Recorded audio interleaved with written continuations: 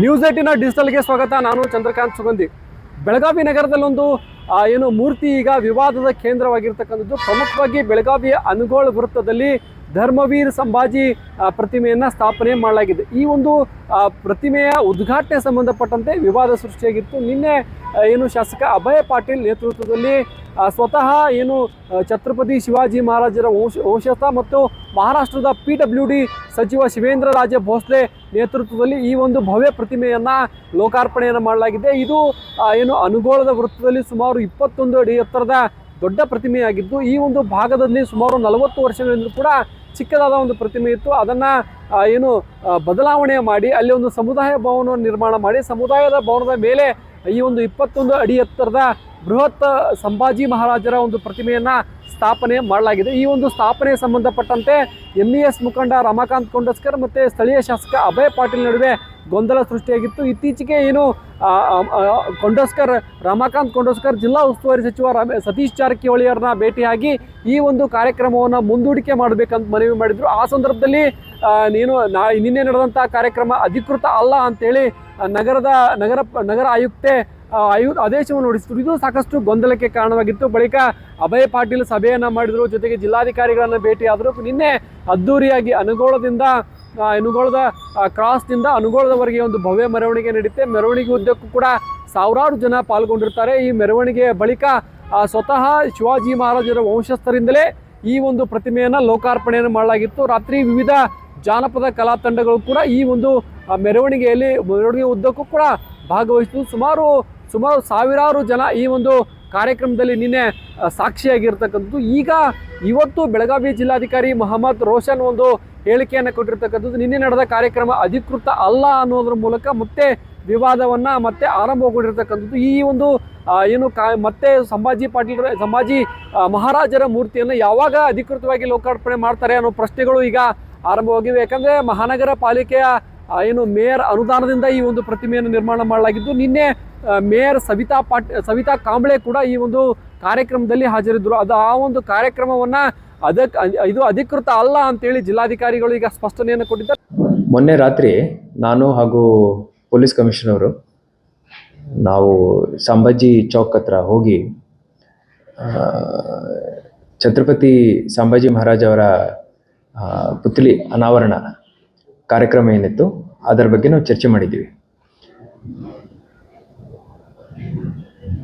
ಸ್ಥಳದಲ್ಲಿ ಎಲ್ಲ ಮುಖಂಡರು ಹಾಗೂ ಗ್ರಾಮಸ್ಥರು ಎಲ್ಲರೂ ಬಂದು ಈ ಒಂದು ಕಾರ್ಯಕ್ರಮ ಪ್ರೋಟೋಕಾಲ್ ಪ್ರಕಾರ ಆಗಬೇಕು, ಹಾಗೂ ಅಲ್ಲಿರುವಂಥ 40 ಓಣಿಗಳಲ್ಲಿ ಇರುವಂಥ ಎಲ್ಲರನ್ನೂ ಓಣಿಗೆ ಅಟ್ಲೀಸ್ಟ್ ಒಂದು 4 ಜನರನ್ನು ಆಹ್ವಾನಿಸಿ ಅದ್ಧೂರಿಯಾಗಿ ಕಾರ್ಯಕ್ರಮ ಮಾಡಬೇಕು ಅಂತ ಅವರು ಕೋರಿದರು. ಅದರಂತೆ ಆವಾಗ ನಾನು ಮತ್ತು ಕಮಿಷನರ್ ಪೊಲೀಸ್ ಅವರು ಎಲ್ಲರ ಜೊತೆ ಮಾತಾಡಿ ಭರವಸೆ ಕೊಟ್ಟಿದ್ವಿ. ಸೂಕ್ತ ಸಮಯದಲ್ಲಿ ಎಲ್ಲ ಪ್ರೋಟೋಕಾಲ್ ಫಾಲೋ ಮಾಡಿಕೊಂಡು ನಾವು ಛತ್ರಪತಿ ಸಂಭಾಜಿ ಮಹಾರಾಜ್ ಅವರ ಪುತ್ಲಿ ಅನಾವರಣ ಎಲ್ಲ ಪ್ರೊಸೀಜರ್ ಫಾಲೋ ಮಾಡ್ಕೊಂಡು ಮಾಡ್ತೀವಿ. ಆದರೆ ನಿನ್ನೆ ಆಗಿರೋ ಕಾರ್ಯಕ್ರಮ ಏನಿದೆ ಅದು ಅನಧಿಕೃತವಾಗಿ ಆಗಿರೋ ಕಾರಣಕ್ಕಾಗಿ ನಾವು ಇಮಿಡಿಯೇಟ್ಲಿ ಪ್ರೊಸೀಜರ್ ಫಾಲೋ ಮಾಡಲಿಕ್ಕೆ ಎಲ್ಲ ಕ್ರಮಗಳನ್ನು ವಹಿಸ್ತೀವಿ. ಇಲ್ಲಿ ಮಟ್ಟ ಪ್ರೊಸೀಜರಲ್ಲಿ ಏನೇನಾಗಿದೆ ಒಂದು ನಿಮಿಷದಲ್ಲಿ ತಮಗೆ ಎಕ್ಸ್ಪ್ಲೇನ್ ಮಾಡ್ತೀನಿ. 2 ವರ್ಷ ಹಿಂದೆ ಕಾರ್ಪೊರೇಷನಿಂದ ಒಂದು ರೆಸಲ್ಯೂಷನ್ ಪಾಸ್ ಮಾಡಿ ಠರಾವ್ ಪಾಸ್ ಮಾಡಿ ಈ ನಮ್ಮ ಪುತ್ಲಿ ಅನಾವರಣ ಮಾಡಬೇಕಂತ ಅವರು ಬೇಡ್ಕೊಂಡಿದ್ರು. ಅದಾದ ನಂತರ ಆವಾಗಿನ ಪೊಲೀಸ್ ಕಮಿಷನರ್ ಅವರಿಂದ ಒಂದು NOC ಬಂದಿದೆ ಅಂತ ನನಗೆ ಮಾಹಿತಿ ಸಿಕ್ತು. ನಂತರ ಸರ್ಕಾರಕ್ಕೆ ಪ್ರಸ್ತಾವನೆ ಹೋಗಿದೆ. ಸರ್ಕಾರದಲ್ಲಿ ಸುಪ್ರೀಂ ಕೋರ್ಟ್ ಗೈಡ್ಲೈನ್ಸ್ ಪ್ರಕಾರ DC ಅವರದ್ದು ಒಂದು ವರದಿ ಇರಬೇಕು, ಹಾಗೂ ಅಲ್ಲಿರುವಂಥ ರಸ್ತೆಗೆ ಹಾಗೂ ಸರ್ಕಲ್ಗೆ ಸಾರ್ವಜನಿಕ ಸ್ಥಳಕ್ಕೆ ಯಾವುದೇ ತೊಂದರೆ ಆಗಬಾರ್ದಂತ ಹೇಳಿ ವರದಿ ಇರಬೇಕಂತ ಸುಪ್ರೀಂ ಕೋರ್ಟ್ದ ಆದೇಶದಂತೆ ಗೌರ್ಮೆಂಟಿಂದ ಅದು ತಿರಸ್ಕಾರ ಆಗಿ ಪುನಃ ನಮ್ಮ ಜಿಲ್ಲೆಗೆ ಬಂದಿದೆ. ಮೊನ್ನೆ ನಾನು ಆಶ್ವಾಸನೆ ಕೊಟ್ಟಿದ್ದೀನಿ. ಅದೇ ದಿವಸ ಹೋಗಿ ನಾನು ಸ್ಥಳ ಪರಿಶೀಲನೆ ಮಾಡಿದ್ದೀನಿ. ಸ್ಥಳ ಪರಿಶೀಲನೆ ಮಾಡಿ ನಾನು ಸ್ವಲ್ಪ ಸಮಯ ಕೇಳಿದೆ. ಈ ವರದಿ ಬರೆದುಬಿಟ್ಟು ಸರ್ಕಾರಕ್ಕೆ ಕಳಿಸಿ ನಾವು ಅನುಮೋದನೆ ತಗೊಳ್ಳೋಣ ಅಂತ. ಆದರೆ ನಿನ್ನೆ ಸಂಜೆ ಅನಧಿಕೃತವಾಗಿ ಕಾರ್ಯಕ್ರಮ ನಡೆಸಿದ್ದಾರೆ. ಛತ್ರಪತಿ ಸಂಭಾಜಿ ಮಹಾರಾಜ್ ಅವರ ಪುತ್ಥಳಿ ಅನಾವರಣಕ್ಕೆ ಎಲ್ಲ ಪಕ್ಷದವರು, ಎಲ್ಲ ಧರ್ಮದವರು, ಎಲ್ಲ ಜಾತಿಯವರು ಉತ್ಸುಕರಿದ್ದಾರೆ. ಅವರು ಅದ್ಧೂರಿಯಾಗಿ ಕಾರ್ಯಕ್ರಮ ನಡೆಸಿ ಈ ಅನಾವರಣ ಆಗಬೇಕಂತ ಹೇಳಿದರು. ಬೇರೆ ಯಾವುದೇ ಆಕ್ಷೇಪಣೆ ಇರಲಿಲ್ಲ.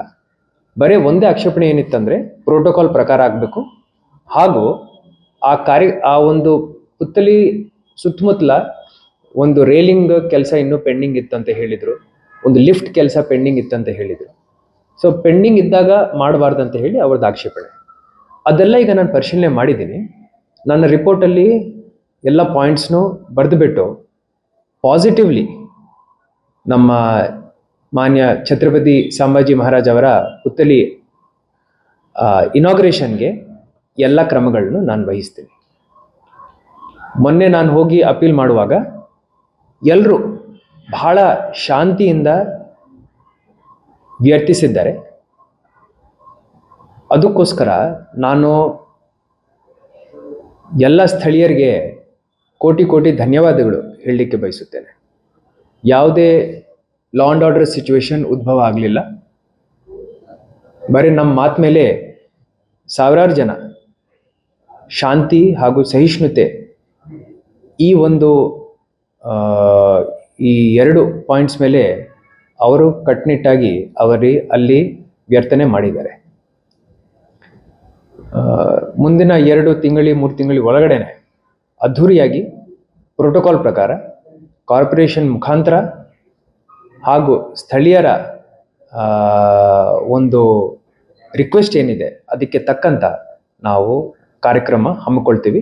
ಅದು ಅಧಿಕೃತ ಕಾರ್ಯಕ್ರಮ ಆಗುತ್ತದೆ. ಧನ್ಯವಾದಗಳು. ಅಂದ್ರೆ ನಿನ್ನೆ ಅದು ಏನು ಉದ್ಘಾಟನೆ ಆಗಿದೆಯಲ್ಲ, ಜಿಲ್ಲಾಡಳಿತ ಆದೇಶ ಮೀರಿ ಉದ್ಘಾಟನೆ ಮಾಡಿದ್ದಾರೆ. ನಿನ್ನೆ ಆಗಿರೋ ಕಾರ್ಯಕ್ರಮ ಸರ್ಕಾರದಿಂದ ಹಾಗೂ ಜಿಲ್ಲಾಡಳಿತದಿಂದ ಪರ್ಮಿಷನ್ ಇರಲಿಲ್ಲ. ಅನಧಿಕೃತವಾಗಿ ಆ ಒಂದು ಕಾರ್ಯಕ್ರಮ ಆಗಿದೆ. ನಾನು ಸ್ಪಷ್ಟವಾಗಿ ಹೇಳ್ತಾ ಇದ್ದೀನಿ, ಜಿಲ್ಲಾಡಳಿತದಿಂದ ನಾವು ಛತ್ರಪತಿ ಶಿವಾಜಿ ಮಹಾರಾಜ್ ಹಾಗೂ ಛತ್ರಪತಿ ಸಂಭಾಜಿ ಮಹಾರಾಜ್ ಅವರ ಮಾನ ಸಮ್ಮಾನಕ್ಕೆ ಯಾವಾಗಲೂ ನಮನ ಮಾಡ್ತೀವಿ, ಹಾಗೂ ನಾವು ಅವರ ಸಮ್ಮಾನಕ್ಕೆ ಯಾವುದೇ ತೊಂದರೆ ಆಗದಂತೆ ವ್ಯರ್ಥಿಸ್ತೀವಿ. ಅದಕ್ಕೋಸ್ಕರ ಎಲ್ಲ ಪ್ರೋಟೋಕಾಲ್ ಫಾಲೋ ಮಾಡಿ ಸರಿ ರೀತಿಯಲ್ಲಿ ನಾವು ಆ ಉದ್ಘಾಟನೆಯನ್ನು ಹಮ್ಮಿಕೊಳ್ತೀವಿ, ಅದ್ಧೂರಿಯಾಗಿ ಆಚರಣೆನೂ ಮಾಡ್ತೀವಿ. ಈ ಮೂಲಕ ಏನಂದ್ರೆ ಈ ಒಂದು ಪ್ರತಿಮೆ ಮತ್ತೊಮ್ಮೆ ಲೋಕಾರ್ಪಣೆಯಾಗುವ ಎಲ್ಲ ಮುನ್ಸೂಚನೆಗಳಿರ್ತಕ್ಕಂಥದ್ದು. ಜನವರಿ 16ರಂದು ಸಂಭಾಜಿ ಮಹಾರಾಜರ ಏನು ಪಟ್ಟಾಭಿಷೇಕ ದಿನ ಇದೆ. ಅಂದೇ ಒಂದು ಅದ್ದೂರಿ ಕಾರ್ಯಕ್ರಮವನ್ನು MES ಮುಖಂಡರು ಮಾಡೋಕ್ಕೆ ಚಿಂತನೆ ನಡೆಸಿದ್ದಾರೆ. ಈ ಬಗ್ಗೆ ಜಿಲ್ಲಾ ಉಸ್ತುವಾರಿ ಸಚಿವ ಸತೀಶ್ ಜಾರಕಿಹೊಳಿ ಕೂಡ ಅವತ್ತು ಈ ಒಂದು ಕಾರ್ಯಕ್ರಮಕ್ಕೆ ಬರುವಂತಹ ಸಾಧ್ಯತೆಗಳಿದೆ. ಈಗ ಒಟ್ಟು ಏನು ನಿನ್ನೆ ನಡೆದಂತಹ ಕಾರ್ಯಕ್ರಮ ಅಧಿಕೃತ ಅಲ್ಲ ಅನ್ನೋ ಮೂಲಕ ಮತ್ತೊಮ್ಮೆ ಸಂಭಾಜಿ ಮಹಾರಾಜರ ಪ್ರತಿಮೆ ಲೋಕಾರ್ಪಣೆಗೆ ಈಗ ಸಿದ್ಧತೆಗಳು ತೆರೆಮರೆಯಲ್ಲಿ ಆರಂಭಗೊಂಡಿರ್ತಕ್ಕಂಥದ್ದು. ಈ ಹಿಂದೆ ಎಳ್ಳೂರಿನ ರಾಜಹಂಸಗಢದಲ್ಲಿ ನಿರ್ಮಾಣವಾಗಿರ್ತಕ್ಕಂತಹ ಭವ್ಯವಾದ ಛತ್ರಪತಿ ಶಿವಾಜಿ ಮಹಾರಾಜರ ಪ್ರತಿಮೆಯನ್ನ 2 ಬಾರಿ ಉದ್ಘಾಟನೆ ಮಾಡಲಾಗಿತ್ತು. ಅಂದಿನ ಮುಖ್ಯಮಂತ್ರಿ ಬಸವರಾಜ ಬೊಮ್ಮಾಯಿ ಮತ್ತು ರಮೇಶ್ ಜಾರಕಿಹೊಳಿ ಒಮ್ಮೆ ಉದ್ಘಾಟನೆ ಮಾಡಿದರೆ, ಬಳಿಕ ಲಕ್ಷ್ಮೀ ಹೆಬ್ಬಾಳ್ಕರ್ ಸ್ವತಃ ಛತ್ರಪತಿ ಶಿವಾಜಿ ಮಹಾರಾಜರ ವಂಶಸ್ಥರನ್ನ ಕರೆಸಿ ಉದ್ಘಾಟನೆಯನ್ನ ಭವ್ಯವಾಗಿ ಮಾಡಿದ್ರು. ಇದು ಬೆಳಗಾವಿ ಗ್ರಾಮೀಣ ಕ್ಷೇತ್ರದಲ್ಲಿ ದೊಡ್ಡ ಸಂಚಲನ ಮತ್ತು ಚರ್ಚೆಗೆ ಕಾರಣವಾಗಿತ್ತು. ಈಗ ಸಂಭಾಜಿ ಮಹಾರಾಜರ ಪ್ರತಿಮೆಯು ಕೂಡ ಬೆಳಗಾವಿಯಲ್ಲಿ ಚರ್ಚೆಗೆ ಕಾರಣವಾಗಿದ್ದು, ಬೆಳಗಾವಿಯ ದಕ್ಷಿಣ ಕ್ಷೇತ್ರದ ಶಾಸಕ ಅಭಯ ಪಾಟೀಲ್ ಈಗಾಗಲೇ ಉದ್ಘಾಟನೆಯನ್ನ ಮಾಡಿದ್ದಾರೆ. ಈಗ ಈ ಒಂದು ಪ್ರತಿಮೆ ಮತ್ತೊಮ್ಮೆ ಲೋಕಾರ್ಪಣೆ ಆಗಲಿದೆ ಅಂತಕ್ಕಂಥ ಅನುಮಾನಗಳು ವ್ಯಕ್ತವಾಗಿರ್ತಕ್ಕಂಥದ್ದು. ಯಾಕಂದ್ರೆ ಈ ಒಂದು ಜಿಲ್ಲಾಧಿಕಾರಿಗಳ ಹೇಳಿಕೆ ಸಾಕಷ್ಟು ಚರ್ಚೆಗೆ ಗ್ರಾಸವಾಗಿದೆ. ಯಾಕಂದ್ರೆ ಮೇಯರ್ ಇದ್ದಂತಹ ಕಾರ್ಯಕ್ರಮವನ್ನು ಅನಧಿಕೃತ ಅಂತ ಹೇಳಿದ್ದು ಕೂಡ ಚರ್ಚೆಗೆ ಗ್ರಾಸವಾಗಿದೆ. ಈ ನಿಟ್ಟಿನಲ್ಲಿ ಈಗ ಈ ಒಂದು ಪ್ರತಿಮೆ ಮತ್ತೆ ಲೋಕಾರ್ಪಣೆ ಆಗುತ್ತಾ ಅನ್ನೋದ್ರ ಬಗ್ಗೆ ಏನು ಸಾಕಷ್ಟು ಕುತೂಹಲಗಳು ಇರ್ತಕ್ಕಂಥದ್ದು. ನಿನ್ನಿನ ಕಾರ್ಯಕ್ರಮದಲ್ಲಿ ಸುಮಾರು ಸಾವಿರಾರು ಜನ ಪಾಲ್ಗೊಂಡಿದ್ರು. ಈಗ ಮತ್ತೊಮ್ಮೆ ಯಾವ ರೀತಿ ಕಾರ್ಯಕ್ರಮ ಮಾಡ್ತಾರೆ ಅನ್ನೋದ್ರ ಬಗ್ಗೆ ಚರ್ಚೆಗಳು ಸದ್ಯ ಆರಂಭವಾಗಿವೆ.